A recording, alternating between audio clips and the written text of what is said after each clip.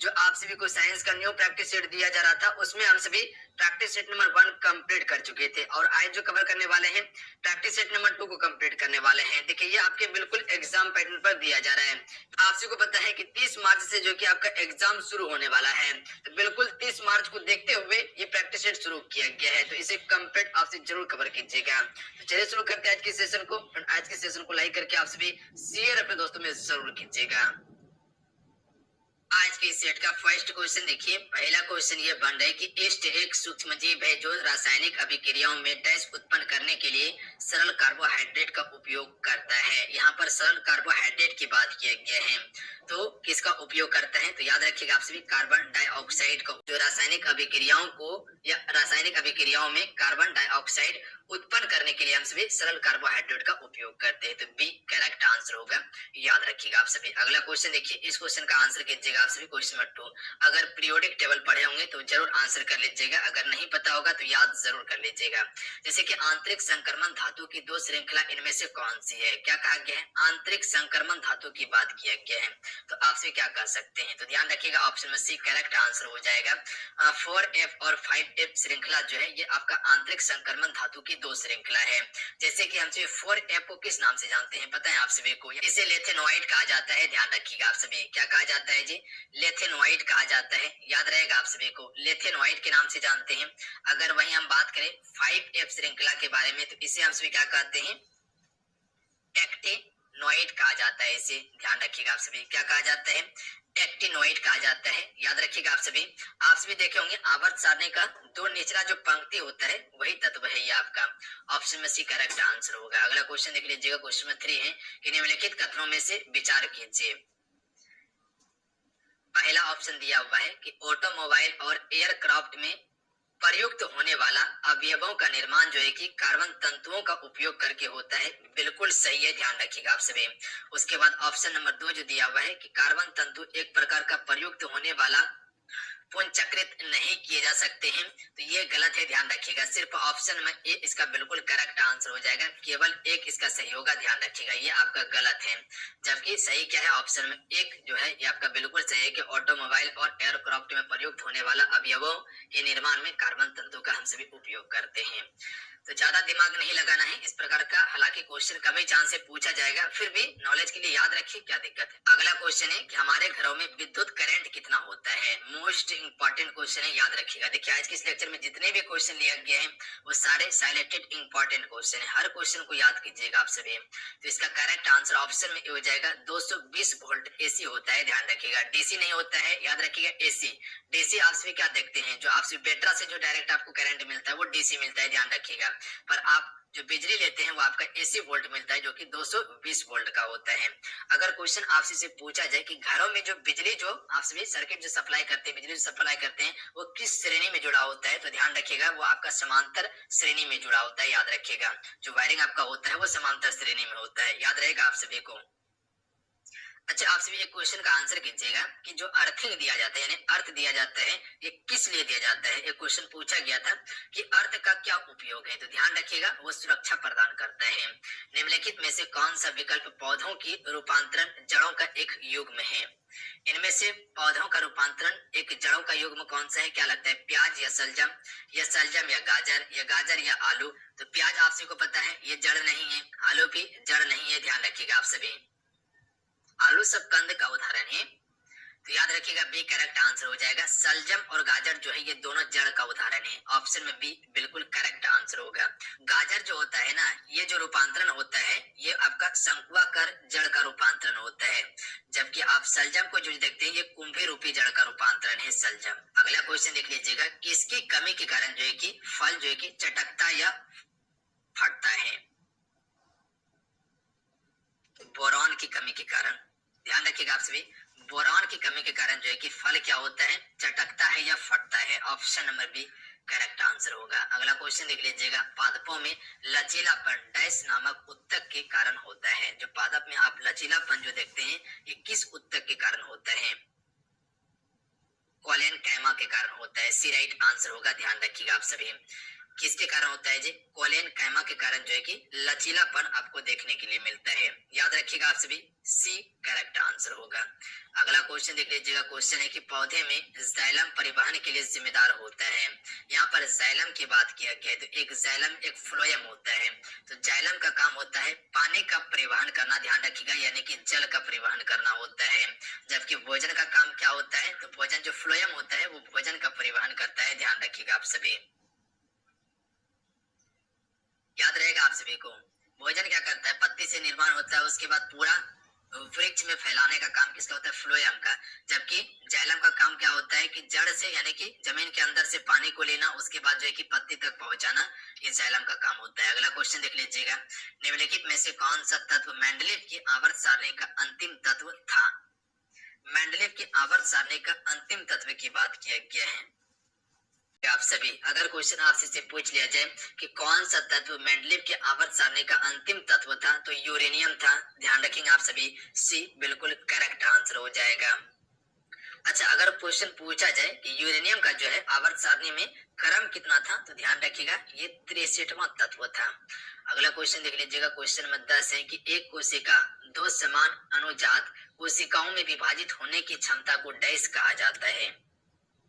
इसे द्विविभाजन के नाम से जानते हैं। क्या कहा जाता है? इसे द्विविभाजन के नाम से जानते हैं। याद रखिएगा आप सभी, ऑप्शन नंबर सी बिल्कुल करेक्ट आंसर होगा। क्वेश्चन क्या कहा गया है कि एक कोशिका की दो समान अनुजात कोशिकाओं में विभाजन होने की क्षमता को हम सभी क्या कहते हैं? द्विविभाजन कहा जाता है या द्विविभाजन कहा जाता है। अगला क्वेश्चन है कि गेजला बेनेटी जो है डैश का एक वैज्ञानिक नाम है। तो याद रखिएगा ये चिंकारा का वैज्ञानिक नाम है। इसका है जी चिंकारा का। अच्छा, हाथी का वैज्ञानिक नाम क्या होता है? एलिफस मैक्सिमस इसका वैज्ञानिक नाम है। अच्छा, शेर का क्या होता है वैज्ञानिक नाम? तो ध्यान रखिएगा पेंथरा लियो। क्या है जी? पेंथरा लियो शेर का वैज्ञानिक नाम है। अच्छा, जंगली गधा का वैज्ञानिक नाम क्या है? तो ध्यान रखिएगा इक्विस अफ्रीकांस एसिनस होता है, ध्यान रखिएगा आप सभी। अगला क्वेश्चन देख लीजिएगा। क्वेश्चन है कि निम्न में से किसमें पूर्ण आंतरिक परावर्तन शामिल नहीं है? इनमें से किसमें जो है कि पूर्ण आंतरिक परावर्तन शामिल नहीं है? जैसे कि आप सभी रेगिस्तान में मृग तृष्णा चमकते हुए देखते हैं, वो आपका पूर्ण आंतरिक परावर्तन के कारण ही आपको दिखाई पड़ता है। हीरे की झिलमिलाहट यानी कि चमक जो देखते हैं, वो आपका पूर्ण आंतरिक परावर्तन का ही उदाहरण है। ऑप्टिकल फाइबर में प्रकाश किरणों का जो संचरण होता है, वो भी आपका पूर्ण आंतरिक परावर्तन का ही उदाहरण है। जबकि आपका कैलिडोस्कोप जो होता है, ये पूर्ण आंतरिक परावर्तन का उदाहरण नहीं है। ध्यान रखिएगा, ऑप्शन में बी बिल्कुल करेक्ट आंसर हो जाएगा। अगला क्वेश्चन देख लीजिएगा। क्वेश्चन है कि प्रकाश एक अनुप्रस्थ तरंग है, यह सिद्धांत करने वाला एकमात्र घटना कौन सी है? इनमें से कौन सी एक घटना है जो ये बताता है कि प्रकाश एक अनुप्रस्थ तरंग है? तो ध्रुवीकरण की घटना है। ध्यान रखिएगा, ऑप्शन नंबर क्या हो जाएगा? डी करेक्ट आंसर हो जाएगा। तो डी यहाँ पर सी में दिया हुआ है, तो डायरेक्ट यही याद रखिए ना कि ध्रुवीकरण ये बताता है कि प्रकाश क्या है? एक अनुप्रस्थ तरंग है। अगला है मानव रीढ़ हड्डी स्तंभ में कितनी हड्डी होती है? इसे आप सभी स्टार मार के याद रखिएगा। क्या कहा गया है कि मानव रीढ़ हड्डी के स्तंभ में कितनी हड्डी होती है? तो ध्यान रखिएगा कुल 33 हड्डी होती है। कितनी हड्डी होती है जी? 33 हड्डी होती है, ध्यान रखिएगा आप सभी। यहाँ पर रीढ़ की बात किया गया, जो पीछे आप सभी मानव के शरीर में देखते हैं वो रीढ़ की हड्डी है। अगला है निम्न में से कौन सा जल जनित रोग का एक उदाहरण है? जल जनित रोग की बात किया गया है। अतिसार, याद रखिएगा सी करेक्ट आंसर हो जाएगा। अतिसार रोग। अच्छा, जल जनित रोग में क्या कहा जाता है? जैसे हाइजा, ये आपका जल जनित रोग का ही उदाहरण है, जो कि मोस्ट इंपॉर्टेंट है, कई बार क्वेश्चन पूछा गया है। अगला क्वेश्चन देख लीजिएगा। निम्नलिखित में से कौन सी विशेषता का उपयोग प्रोटिस्टा जीवों द्वारा संचरण के लिए किया जाता है? यानी कि गति करने के लिए कर सकते हैं या गतिशील कर सकते हैं हम सभी। तो ये किसका उपयोग करते हैं? जैसे सिलिया का भी करता है, पता है आप सभी को, या कसाबीका का भी प्रयोग करता है। तो ऑप्शन में बी करेक्ट आंसर होगा। यानी कि गतिशील होने के लिए उपयोग जो करता है प्रोटिस्टा जीव, तो हमसे कह सकते हैं कि ये कसाबीका या सिलिया भी कह सकते हैं, सिलिया का भी उपयोग करते हैं। अगला क्वेश्चन देखिए, क्वेश्चन 17 है। चलिए इस क्वेश्चन का राइट आंसर बताइएगा।